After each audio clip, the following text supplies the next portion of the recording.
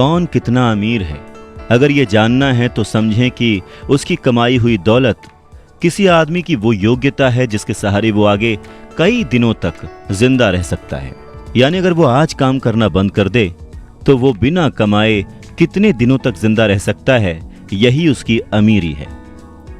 नमस्कार, मैं हूं अवधेश श्रीवास्तव और हम चर्चा कर रहे हैं रिच डैड पुअर डैड की, written by Robert T Kiyosaki.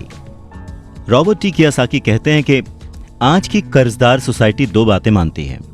पहली ये कि खुद का एक घर होना चाहिए, दूसरी ये कि अगर सैलरी बढ़ गई है तो फिर एक ज्यादा बड़ा घर खरीद सकते हैं। पर ऐसी सोच, ऐसी स्ट्रैटेजी की वजह से परिवार ज्यादा कर्ज में फंस जाता है। लोग बुरी तरह से पैसों की तंगी का सामना करने लगते हैं। वो लोग अपनी जॉब्स में बहुत अच्छी सैलरी उठा रहे होते हैं, लेकिन इस सोच की वजह से वो सेविंग नहीं कर पाते।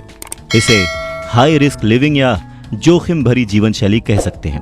और इसका कारण छोटा सा है, ऐसे लोगों में पैसे की समझ ना होना, पैसे को कैसे मैनेज करते हैं ये पता ना होना। 90s के दशक में जॉब्स में बहुत ज्यादा गिरावट आई थी, रिसेशन आया था, और तब ये बात पता चली कि जो मिडिल क्लास है वो पैसे के मामले में कितना सुरक्षित है। तब से लेकर आज तक बहुत कुछ बदला है। अच्छी बात यह है कि आज लोग ज्यादा अवेयर्ड हैं। उन्होंने सही जगहों पर इन्वेस्ट करना शुरू कर दिया, और म्यूचुअल फंड में लोगों ने ज्यादा इन्वेस्ट इसलिए किया क्योंकि उन्हें लगता है कि वो ज्यादा सुरक्षित है। औसत म्यूचुअल फंड खरीदने वाले आदमी नौकरी में, टैक्स और मॉर्गेज चुकाने में, अपने बच्चों की कॉलेज की फीस देने के लिए पैसे बचाने में, अपना क्रेडिट कार्ड का हिसाब साफ करने में बहुत ज़्यादा बिजी रहते हैं। इतना उनके पास वक्त नहीं होता कि वो ये आर्ट सीख लें कि किस तरह से म्यूचुअल फंड लिया जाए या किस तरह से इन्वेस्ट किया जाए।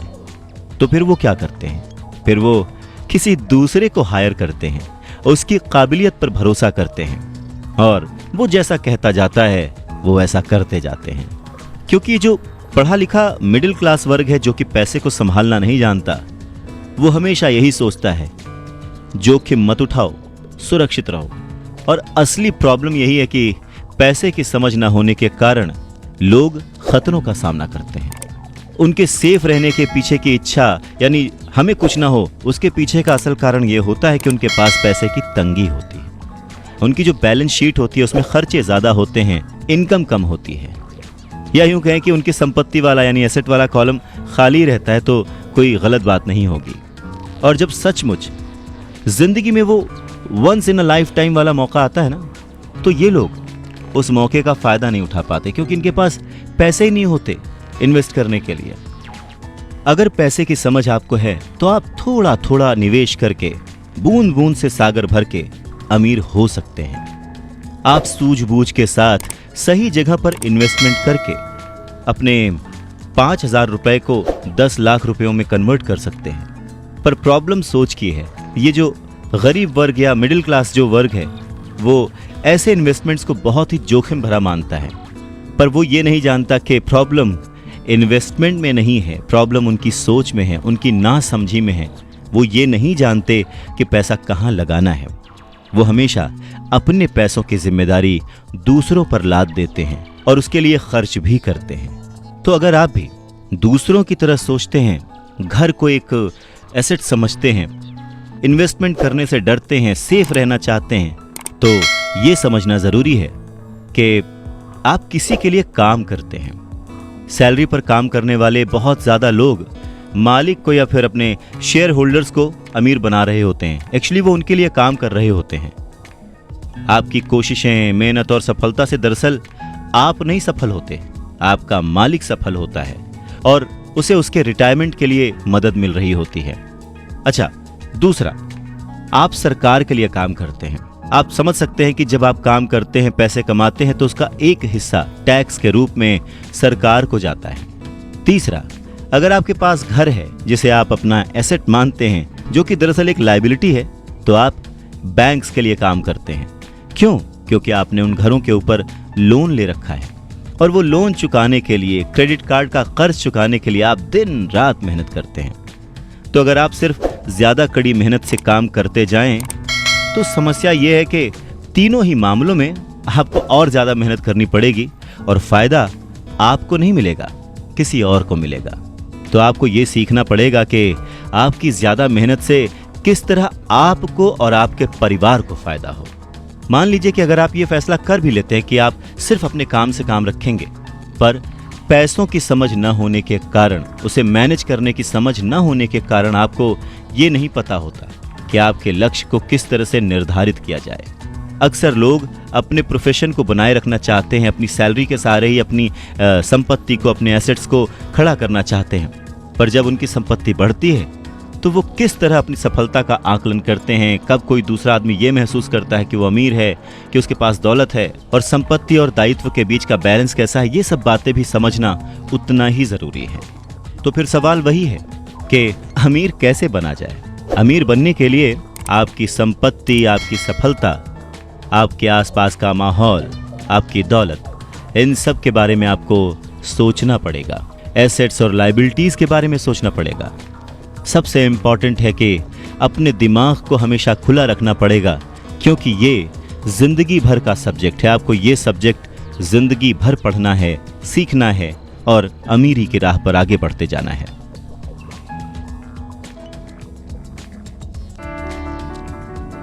आधी छोड़ पूरी को धावे, पूरी मिले न आधी पावे।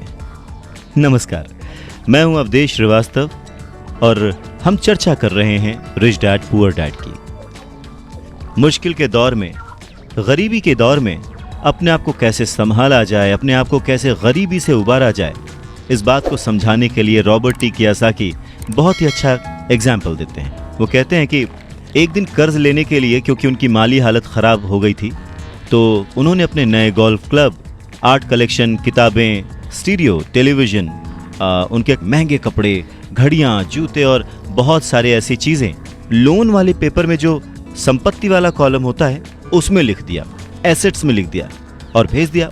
उन्हें लगा कि मेरे पास इतनी चीज़ें हैं तो लोन अप्रूव हो जाएगा, पर उनका लोन का जो पेपर था, एप्लीकेशन पेपर, वो रिजेक्ट कर दिया गया। क्यों? क्योंकि उनका बहुत सारा इन्वेस्टमेंट फिजूल था। लोन कमेटी को वो बात एकदम भी समझ नहीं आई। वो ये जानना चाहते थे कि उनके पास एक नॉर्मल सी नौकरी क्यों नहीं है जिसमें वेतन मिलता है। उन्होंने उनके महंगे कपड़े और महंगे जो खेल का सामान था, उनके बारे में कोई सवाल नहीं किया। जिंदगी में कई बार ऐसी कठिनाइयाँ आती हैं जब आप स्टैंडर्ड प्रोफाइल में फिट नहीं होते हैं। वो कहते हैं कि उन्हें बड़ा ही अचंभा होता है जब वो किसी को ये कहते हुए सुनते हैं कि उसकी नेटवर्थ करोड़ों रुपए है, लाखों रुपए है, क्योंकि नेटवर्थ के सटीक ना होने का एक खास कारण है। वो ये कि जिस पल आप अपनी संपत्तियों को, एसेट्स को बेचना शुरू करते हैं ना, उनका प्राइस, उनका रेट, उनका दाम बहुत कम हो चुका होता है। ऊपर से उन पर आपको टैक्स भी चुकाना पड़ता है और इतनी सारी चीजें आपको पैसे के संकट में डाल देती हैं, गरीबी में फंसा देती हैं। पैसा इकट्ठा करने के लिए वो अपनी प्रॉपर्टीज बेचते हैं, एसेट्स बेचते हैं।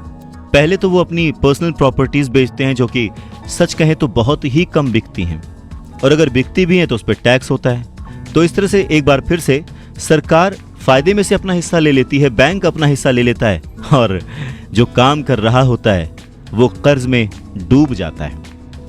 तो सीख यही है कि इन सारी चीजों में फंसने के बजाय अपने काम से काम रखिए। जो कर रहे हैं वो करते चलिए, कुछ भी छोड़िए नहीं, पर हाँ, थोड़ी एक्स्ट्रा मेहनत करके, थोड़ी एक्स्ट्रा समझदारी से, फाइनेंशियल लिटरेसी से पैसों को यूज करने का, पैसों को इन्वेस्ट करने का हुनर सीखिए। थोड़ा थोड़ा करके एसेट्स बनाते जाइए, पर हाँ, ऐसी चीजों को खरीदने से बचिए जिनकी कीमत एक बार घर लाने पर कम हो जाती है, क्योंकि ये चीजें कभी भी एसेट्स नहीं हो सकती। गरीबी से बचने का एक दूसरा तरीका यह है कि अपने खर्च कम कर लें, अपनी रिस्पॉन्सिबिलिटीज को और घटा लें और मेहनत ज़्यादा करना शुरू कर दें, जिससे इनकम ज़्यादा हो। अब बहुत सारे लोगों को इस बात में कन्फ्यूजन हो सकती है कि सही जगह निवेश करने का क्या मतलब है, सही इन्वेस्टमेंट क्या है। तो रॉबर्ट टी कियोसाकी कहते हैं कि ऐसा काम करें जिसमें आपकी मौजूदगी की ज़रूरत ना हो।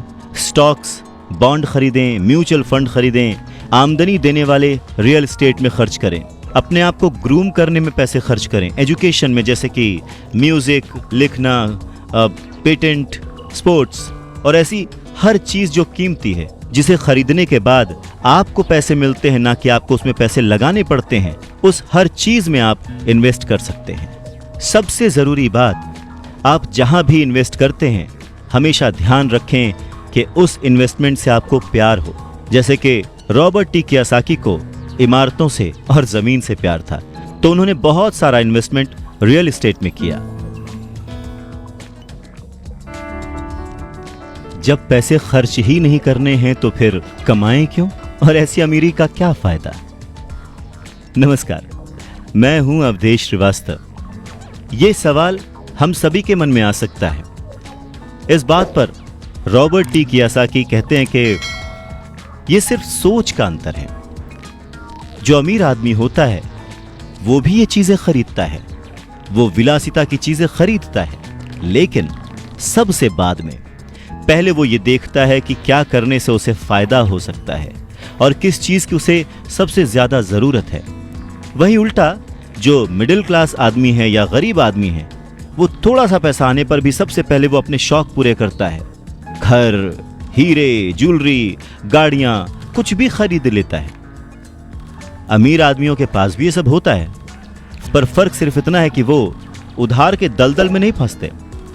वो लोग जिनके पास पीढ़ियों से पैसा है, जो लंबे समय से अमीर हैं, वो अपनी अर्निंग वाले कॉलम को सबसे पहले बनाते हैं, उसे सिक्योर करते हैं। उसके बाद उनके एसेट्स वाले कॉलम से जो आमदनी होती है, जो इनकम होती है, उससे वो अपनी लग्जूरियस लाइफ जीते हैं, एंजॉय करते हैं।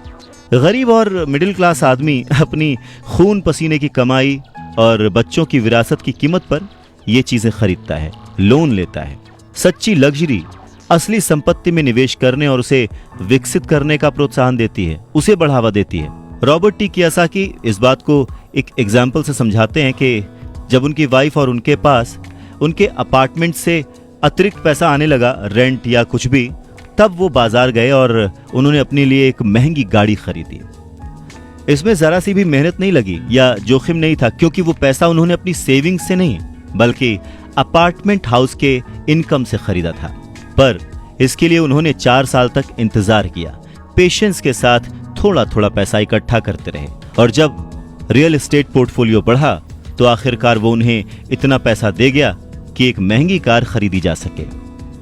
ज्यादातर लोग अक्सर इच्छा जागने पर बिना सोचे समझे जाते हैं और कर्ज पर कार या कोई और चीज खरीद लाते हैं। हो सकता है कि वो अपनी जिंदगी से ऊब चुके हों या उन्हें सिर्फ एक नए खिलौने की जरूरत हो, पर कर्ज पर ऐसी चीज खरीदने से देर सबेर वो आदमी उस चीज से चिढ़ने लगता है, उसका इंटरेस्ट खत्म हो जाता है, उससे उसमें मजा नहीं आता, क्योंकि उस चीज को खरीदने के लिए जो कर्ज लिया गया है वो उस आदमी के सर पर भार बन जाता है। अगर एक बार आप अपने बिजनेस को बनाने, उसमें इन्वेस्ट करने का समय निकाल लेते हैं तो फिर आप उसमें जादू की छड़ी भी घुमा सकते हैं, जो अमीरों का सबसे बड़ा राज है। और ये राज अमीरों को भीड़ से अलग रखता है, या यूं कहें कि भीड़ से आगे रखता है। जो अपने काम से काम रखते हैं, अपने काम में फोकस्ड रहते हैं, और ये उन्हीं को मिलता है जो अपने काम में पूरा मन लगाते हैं, अपने काम से काम रखते हैं, वो लोग अमीर बन जाते हैं।